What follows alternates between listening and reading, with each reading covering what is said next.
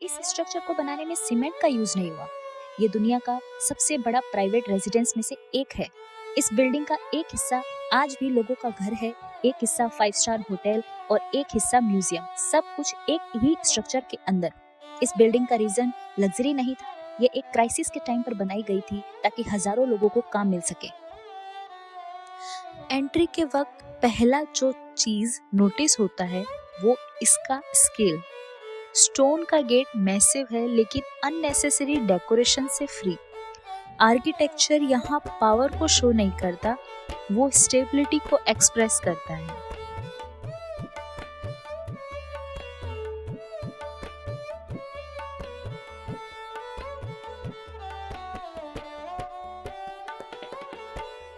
Gate के बाद जो पाथ आता है वो इंटेंशनली लंबा रखा गया है।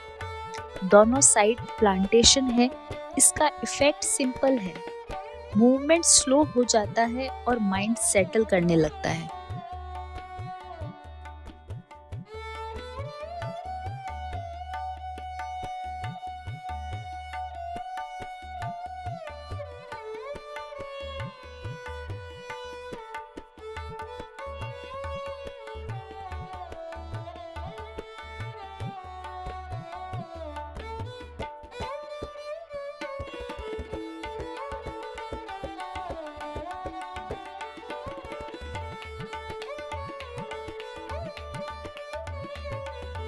एक साइड भाकर हिल्स है, नेचुरल, रॉ, अनचेंज्ड। दूसरी side Jodhpur city, dense, layered, continuously expanding.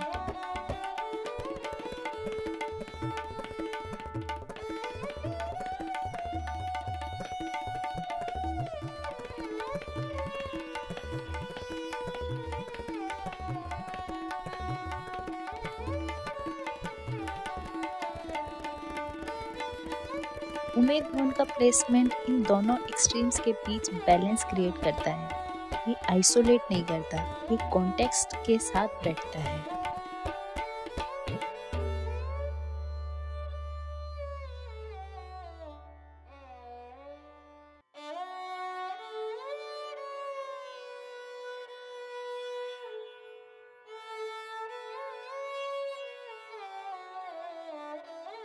जब पैलेस पूरी तरह फ्रेम में आता है तो सबसे नोटिसेबल चीज ब्यूटी नहीं होती, नोटिस होती है प्रोपोर्शन। सिमेट्री कंट्रोल्ड है, मास इवनली डिस्ट्रीब्यूटेड है। ये डिजाइन अटेंशन ग्रैब करने के लिए नहीं, रेस्पेक्ट अर्न करने के लिए है। उमेद भवन सिर्फ एक पैलेस नहीं है, ये एक वर्किंग स्ट्रक्चर है जिसमें हिस्ट्री, रेजिडेंस और हॉस्पिटैलिटी तीनों साथ एग्जिस्ट करते हैं। उमेद भवन छितर स्टैंड स्टोन से बना है, इसीलिए इसे छितर पैलेस भी कहते हैं। सिंगल मटेरियल का यूज स्ट्रक्चर को विजुअली यूनिफाइड बनाता है। उमेद भवन सीमेंट से नहीं बना, इंटरलॉकिंग स्टोन टेक्निक यूज हुई है जो हाई प्रिसीजन और लॉन्ग टर्म ड्यूरेबिलिटी डिमांड करता है। उमेद भवन मिनिएचर मॉडल से पूरा पैलेस प्लानिंग समझ आता है। यहाँ क्लियर होता है कि उमेद भवन एक बिल्डिंग नहीं है, एक ऑर्गेनाइज्ड लेआउट है। एयरक्राफ्ट और फाइटर जेट के मिनिएचर मॉडल्स रॉयल फैमिली के मिलिट्री रूट्स और डिफेंस इन्वॉल्वमेंट को रिफ्लेक्ट करते हैं।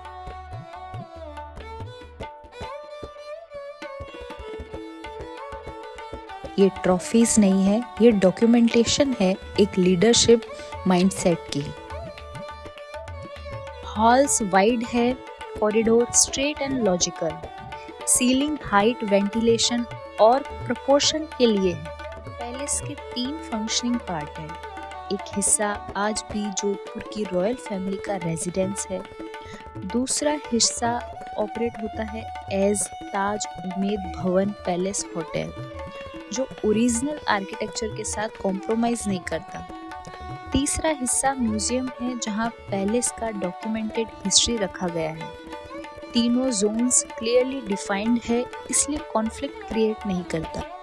ग्लोबली देखा जाए तो उमेद भवन को वर्ल्ड का लार्जेस्ट प्राइवेट रेजिडेंस में काउंट किया जाता है। कॉमनली इसे 6th largest private residence in the world माना जाता है। एंटिक्स का फोकस रेयरिटी पर नहीं, रिलेवेंस पर है। हर चीज एक टाइमलाइन का पार्ट लगती है, रैंडम कलेक्शन नहीं। इस स्ट्रक्चर का सबसे इम्पोर्टेंट कॉन्टेक्स्ट इसका टाइम पीरियड है। अकाल के दौरान इसका कंस्ट्रक्शन हुआ ताकि लोगों को काम मिले। इस वजह से ये सिर्फ रॉयल एम्बिशन का रिजल्ट नहीं, एडमिनिस्ट्रेटिव रिस्पॉन्सिबिलिटी का एग्जाम्पल भी है।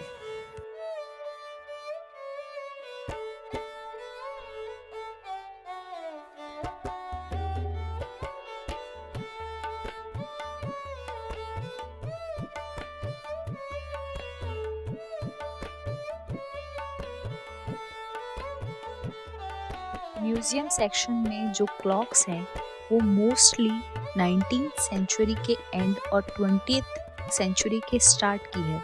उस टाइम क्लॉक्स प्रिसीजन और कंट्रोल का सिंबल होती थी, सिर्फ डेकोरेशन नहीं।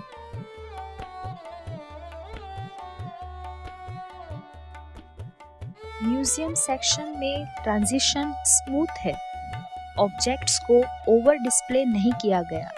स्पेसिंग अलाउ करती है कि व्यूअर ऑब्जर्व करे, रश ना करे। Clocks, train models, aircraft miniature सब टेक्नोलॉजिकल प्रोग्रेशन को रिफ्लेक्ट करते हैं।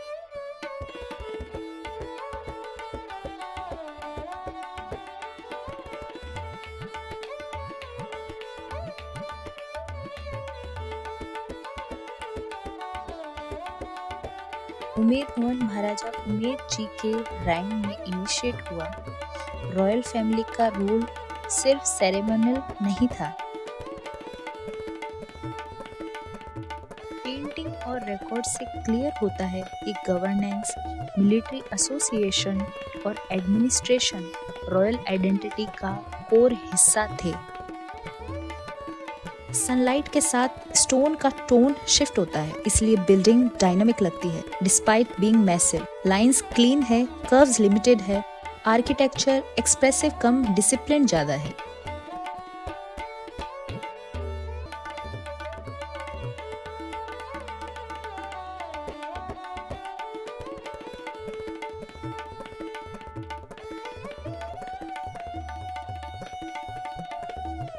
गार्डन पैलेस का एक्सटेंशन लगता है, सेपरेट अट्रैक्शन नहीं।